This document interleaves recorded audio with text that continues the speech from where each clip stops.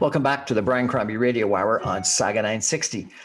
I think that was a really interesting conversation with Jonathan English, who is the Director of Transportation for the Toronto Regional Board of Trade and the author of this recent report on regional rail and how it can dramatically transform the Greater Toronto Area. And I think it is something that we really need to give some thought to. The points are that, number one, we've been overly focused on subways in the last numerous years, whether they be underground subways or underground LRTs along Eglinton and elsewhere across the city. And rail, as he points out, is really an incredibly underutilized asset. There are numerous different rail lines that emanate out of Union Station, really crisscrossing the whole Greater Toronto Area. And GO Transit has used them, and GO Transit, particularly on the Lakeshore line, has been an unbelievable success story, but one that we sort of didn't emulate. We didn't follow up on. Numerous years ago, the Metrolinx did a big report on Regional Express Rail. The Adaptus Foundation has done a report. John Tory, when he ran for mayor of the city of Toronto, first time had his whole Smart Tracks proposal. So lots of people have actually talked about making use of these rail lines. But no one, I don't think, has brought it all together the way that Jonathan English has. And he's used a lot of examples worldwide of how different cities have used their rail lines well.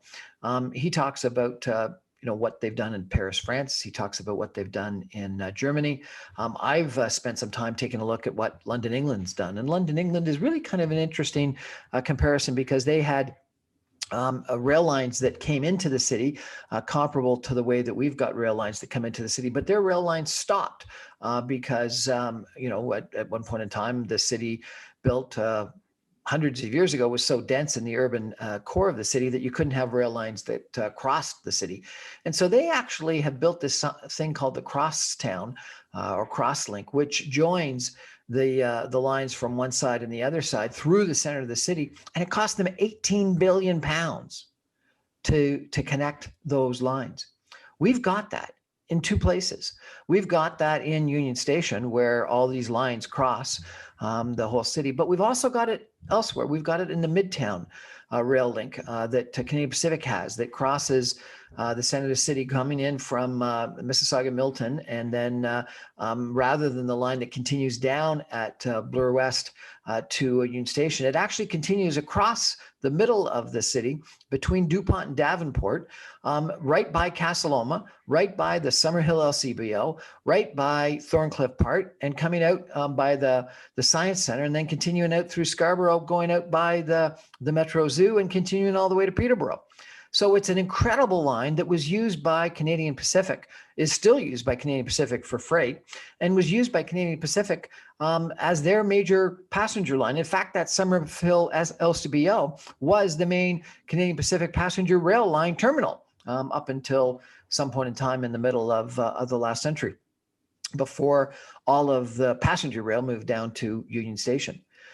And when you think that London, England would spend 18 billion pounds connecting what we already have, and what Paris, France is building, which is similar, taking their RER, their Regional Express Rail, through the center of the city, and we already have it.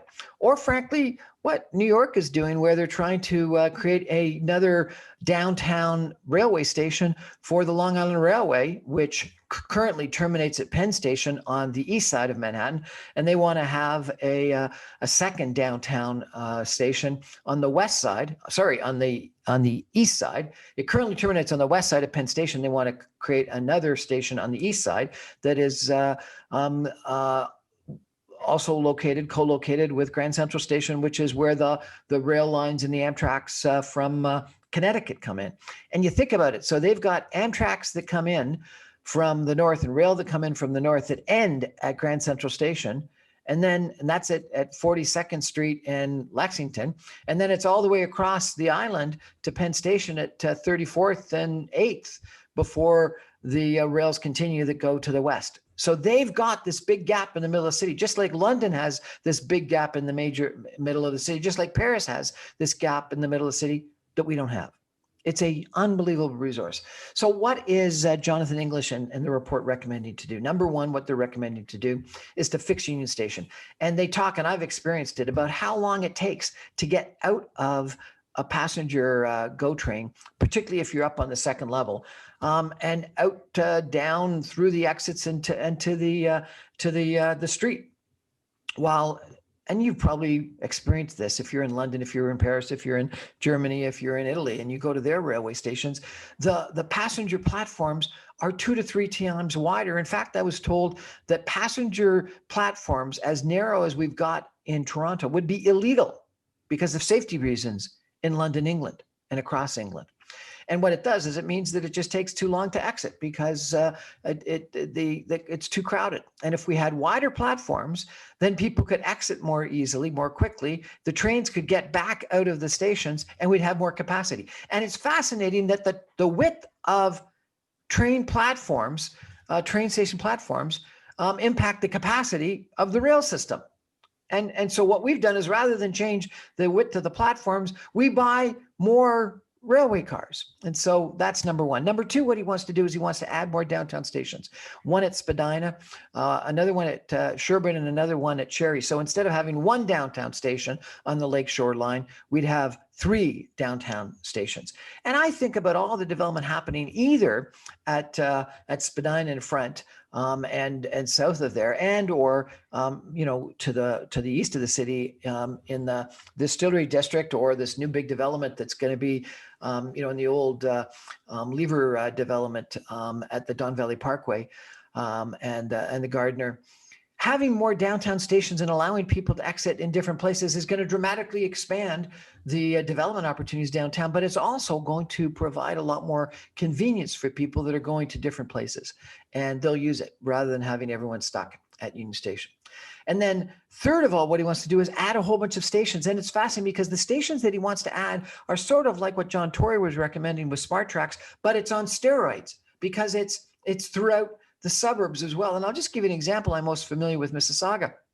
But on the Mississauga-Milton line, he would add a station at Sherway Gardens, at Cawthra, where there's no station, and at Cawthra, it crosses Dundas. It would be an incredibly convenient station where all the people on the Dundas buses could get off and get on the Cawthra station.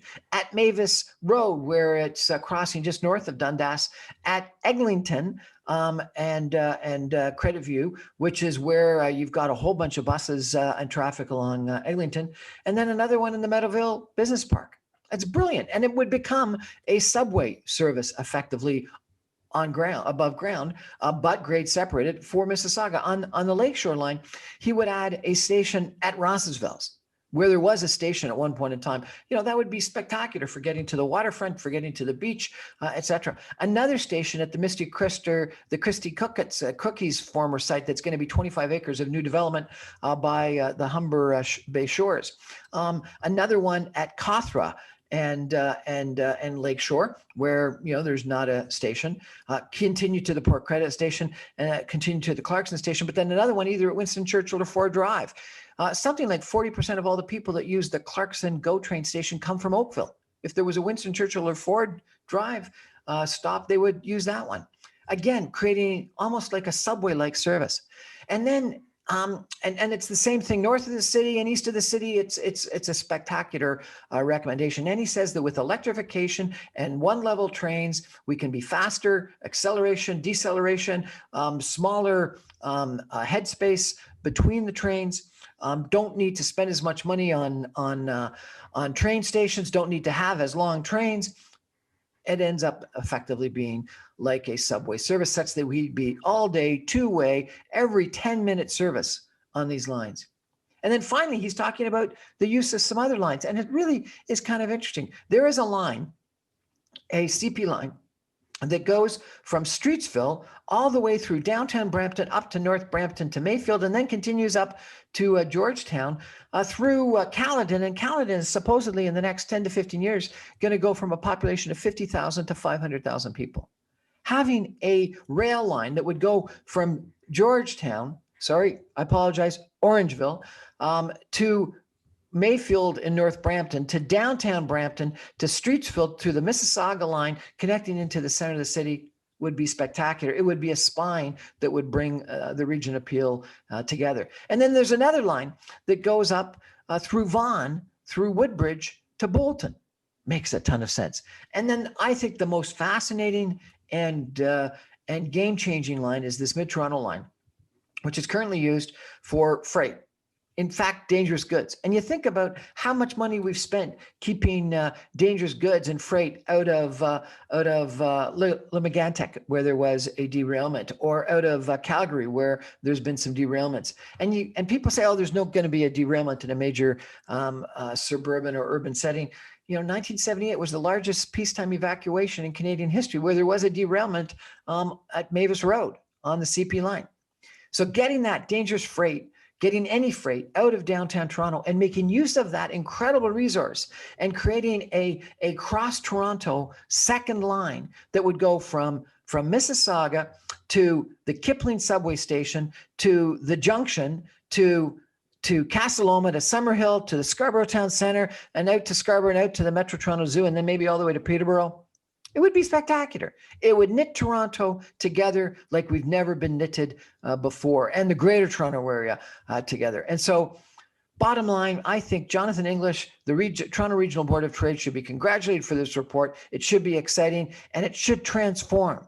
It should change the planning for transit in Toronto and the greater Toronto area. And I hope that politicians and planners and you listen to it, and we knit our city together like London, England, like New York, like Paris are doing, with cheaper rail that is above grade and grade separated, and cheaper and faster and frequent and all day and two-way. Thank you so much. That's the Brian Crombie Radio Hour, Saga 960, every night, Monday through Friday, 7 o'clock. 960 AM, or streamed online at www.saga960am.ca, or you can get all my podcasts and videocasts after the fact on briancrombie.com. Thanks so much.